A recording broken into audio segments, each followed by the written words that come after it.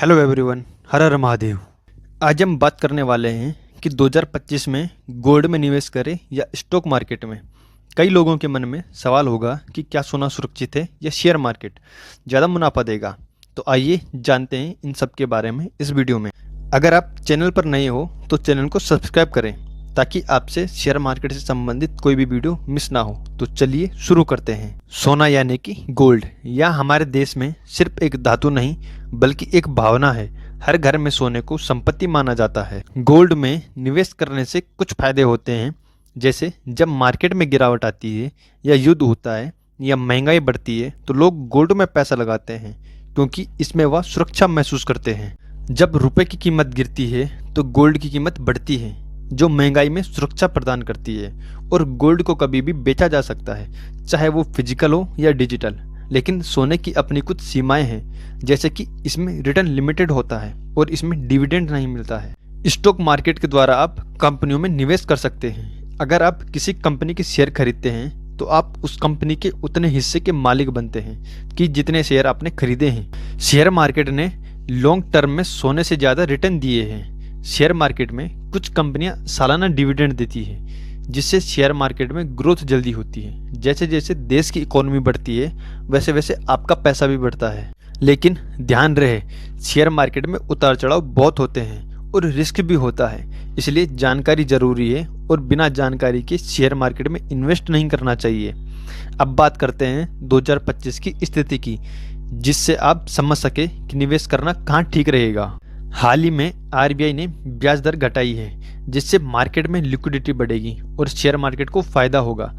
America चीन के tariff वार से वैश्विक अनिश्चितता बढ़ी है, जिसकी वजह से गोल्ड की कीमतें भी बढ़ रही है और महंगाई दर थोड़ी कम है, जिससे गोल्ड में उतनी तेजी नहीं दिख रही है जितनी कि 2020 में थी।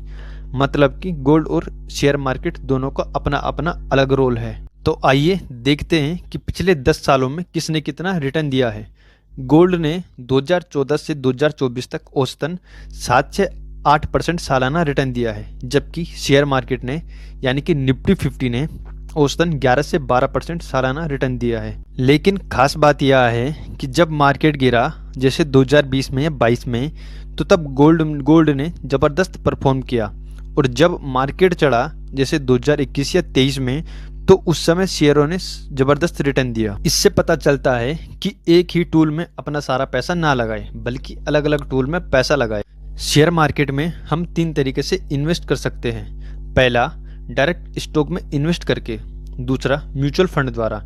इसमें आप मंथली खुद भी इन्वेस्ट कर सकते हैं। और यदि आपके पास समय नहीं है तो आप मंथली SIP कर रहे हैं। और तीसरा, इंडेक्स फंड के द्वारा, जैसे निफ्टी 50 में या सेंसेक्स में ETF द्वारा। ध्यान रखें, किसी भी निवेश से पहले रिसर्च जरूर करें या एक्सपर्ट से सलाह लें। अब आता है सबसे ज़रूरी बात कि 2025 में क्या करें, गोल्ड में इन्वेस्ट करें या स्टॉक मार्केट में। तो मेरे हिसाब से आपको एसेट एलोकेशन अपनाना चाहिए, यानी कि दोनों में इन्वेस्ट करें, लेकिन कुछ नियमों के साथ। जैसे अगर आप रिस्क नहीं लेना चाहते हैं तो आप 70% गोल्ड में इन्वेस्ट कर सकते हैं और 30% स्टॉक में। और अगर आप बैलेंस चाहते हैं तो आप गोल्ड और स्टॉक में 50-50% इन्वेस्ट कर सकते हैं। और यदि आप ग्रोथ चाहते हैं तो आप 70% स्टॉक मार्केट में इन्वेस्ट कर सकते हैं और 30% गोल्ड में। इससे यह होगा कि जब मार्केट गिरेगा तो गोल्ड बचाएगा और जब मार्केट चढ़ेगा तो आपको शेयर मार्केट पैसा बना के देगा।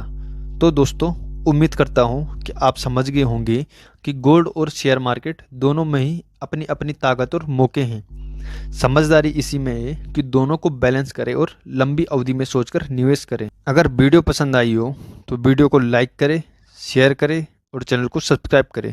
और हाँ, कमेंट बॉक्स में ज़रूर बताइए कि आप किस में निवेश कर रहे हैं, गोल्ड में या शेयर में। मिलते हैं नेक्स्ट वीडियो में। जय हिंद, वंदे मातरम।